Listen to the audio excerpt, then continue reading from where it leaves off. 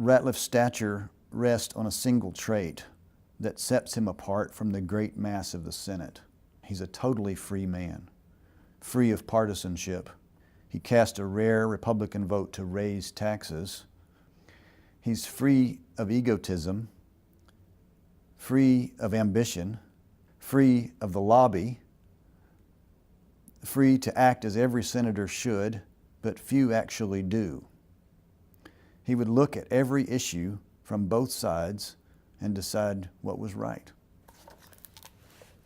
It's remarkable. I mean, he was just one of those good guys. Bill Ratliff was a successful and highly decorated consulting engineer. He did big projects, city projects, bridges and roads and parks, and the Houston Ship Channel rework at one point. Big projects as an engineer. And at 51 or so decides to become a public servant, essentially. And so he retires from his engineering work, and he decides to run for office, for the Texas Senate. And he served in the Texas Senate from 1989 through 2003, 2004.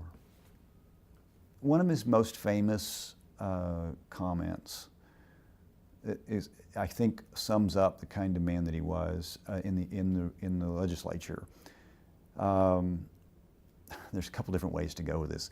One is to say he said that he was Republican for the same reason that he was a Methodist, that he believed in the Republican Party at least 51% of the time.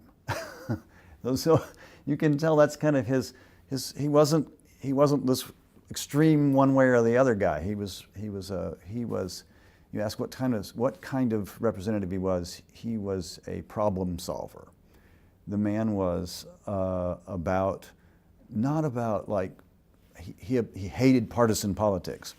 He was not about party. He was not about the bickering and the struggle of politics. He was about problem solving. He was an engineer by training, and so his thought process was that in his way of thinking was about solving problems. And so everything he did in the Senate was in a problem-solving mode. How do we fix this particular thing for Texans? How do we make this better? And so he did that without ideology to getting in the way. He did that without partisanship getting in the way. And so that made him greatly loved in Austin. He was, I mean, hands down, both parties, he was a person people could work with, and he was revered, actually, for a long time in Texas politics. Ratliff serves in the legislature as a senator until George Bush is elected. When George Bush was elected, Rick Perry moved to the governorship, and that left the Senate lieutenant governor chair open. It was for the next 2 years as lieutenant governor, and so they elected Ratliff. In the later part of his career, there was an incident here in East Texas where 3 white men picked up a black man on the side of the road one night here in Deep East Texas, and brutally murdered him, and drug him behind their pickup truck, and dismembered him. And it was just, horrible crime, hate crime. And that the Texas legislature, the House and the Senate both took up, the next session took up strengthening the laws on hate crimes.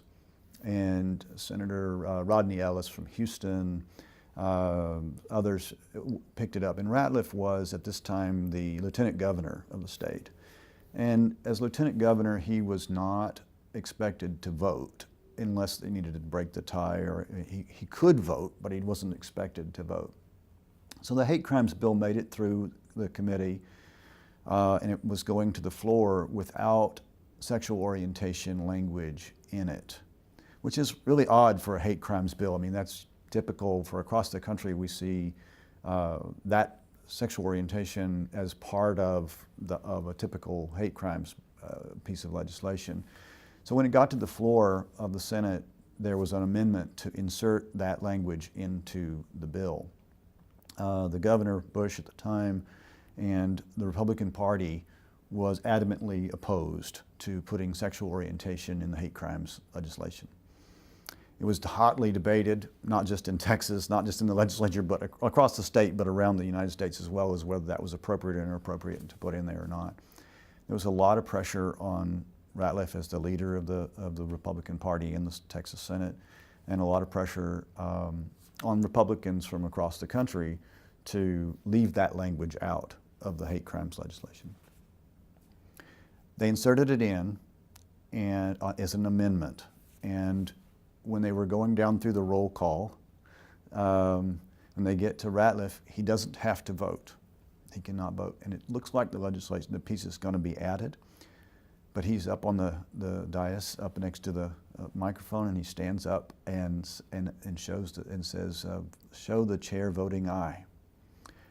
I mean, he didn't need to do that. He just did it because it was the right thing to do, and he went that day. I mean, the Republicans turned on him with a lot of vitriol. They started sending out flyers.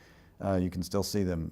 Bill Ratliff supports the gay agenda and all sorts of things, and they put all sorts of terrible things that went out about him, about that particular piece of, that one particular vote. And that one particular vote really led to the sequence of events that comes next within the party. He's running, he's decided to support this putting sexual orientation in the hate crimes legislation. And then he decides that it's been a successful lieutenant governor run, and he's decided, as an officer and as lieutenant governor, and he decides to run for the statewide position, to run a campaign and to run for the office. And his campaign guys told him that he needed to raise $10 million to do this. And I told you this, but this is an important story. I think it's important for him. But so anyway, so Ratliff goes to Houston, to River Oaks, to a fundraising event where he says he's supposed to meet heavy hitters. He and Sally were seated with a bunch of other Republican donors, and the conversation turned to the hate crimes legislation, and it turned to ugliness of racism and how that blacks would have been better off. We were better because we brought them from Africa and they weren't in AIDS, and all sorts of horrible things like this. And Ratliff and Sally were both embarrassed and silent. I didn't say anything, which is uncharacteristic of him. The next day, they're driving back to East Texas, and Bill was really quiet, and Sally says, "You know, what's wrong?" And he said, "I don't like myself very much." And he said, I didn't like the fact that I didn't speak, I didn't say anything, I didn't challenge, I didn't express, I didn't say the right thing in both of those incidences with those people, with the bigotry and the racism and the things that he was facing. The next afternoon, he does a public announcement where he said he decided not to run for lieutenant governor. He wasn't willing to change his stripes for $10 million, he said. So he stepped down. He decided not to run. Went back to being a senator. The redistricting battle was really started by Tom DeLay, and Republicans in Washington saw an opportunity to garner decades of control over Congress. And so they realized that the power of drawing the districts could be enormous and would do what it has done, actually. What it has done is reshape districts to the point where they're completely safe now. And Ratliff understood that what redrawing of districts would do to his constituents.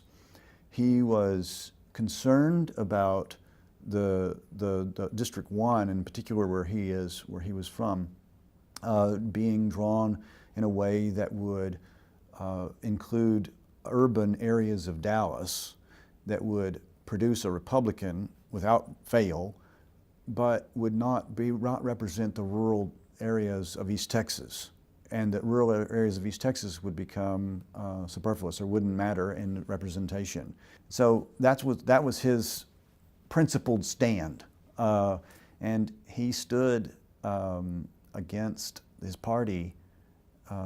He got a phone call from President Bush, and Karl Rove called him, and they put lots of pressure on him to cave and to help to stand with the Republican Party.